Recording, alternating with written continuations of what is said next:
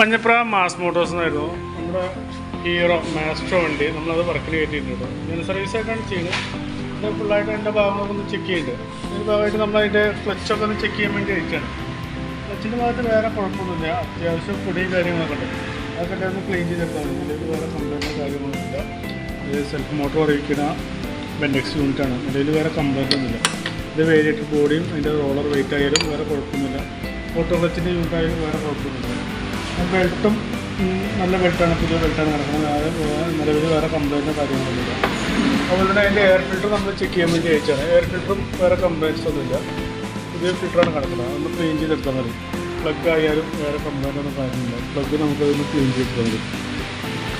പിന്നെ അതിൻ്റെ സീറ്റിലൊക്കെ കറക്റ്റ് അല്ല. അപ്പോൾ അത് ഈ സീറ്റ് ക്യാച്ചിൻ്റെ കംപ്ലൈൻറ്റാണ്. അപ്പോൾ അതൊന്ന് മാറ്റിയിട്ട് അതൊന്ന് ക്ലിയർ ചെയ്യുക. അതുപോലെ ഹോണിൻ്റെ സ്വിച്ച് ഒന്ന് നമുക്ക് മാറ്റണം. ഹോണിൻ്റെ സ്വിച്ച് കറക്റ്റ് വർക്കിങ്ങിലാണ്. ഹോൺ സ്വിച്ച് ഒന്ന് മാറ്റും. പിന്നെ അതുപോലെ വണ്ടി റണ്ണിങ്ങിൽ ഫ്രണ്ടിൽ നിന്ന് ഒരു സൗണ്ടൊക്കെ ഉണ്ടായിരുന്നു. അത് ഇവിടുത്തെ ഈ വൈസർ ഓൾറെഡി പൊട്ടിയിരിക്കുകയാണ്.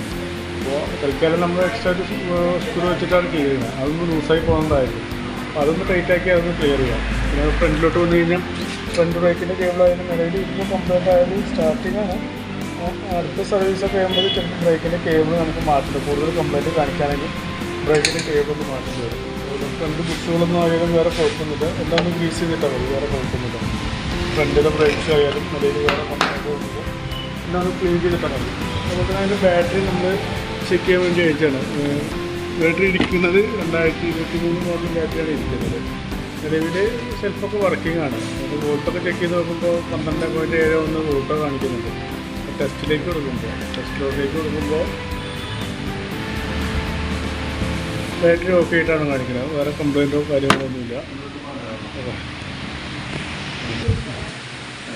വേറെ അങ്ങനെ പറയത്തൊക്കെ വേറെ കംപ്ലൈൻറ്റ്സോ കാര്യങ്ങളൊന്നുമില്ല. പിന്നെ അതിൻ്റെ എഞ്ചിൻ ഓയിൽ ചെക്ക് ചെയ്തപ്പോൾ എഞ്ചിൻ ഓയിൽ വേറെ കുഴപ്പമൊന്നുമില്ല. എഞ്ചിൻ ഓയിൽ നല്ല ഓയിലായിട്ട് നടക്കണം. വേറെ കുഴപ്പമൊന്നുമില്ല കേട്ടോ.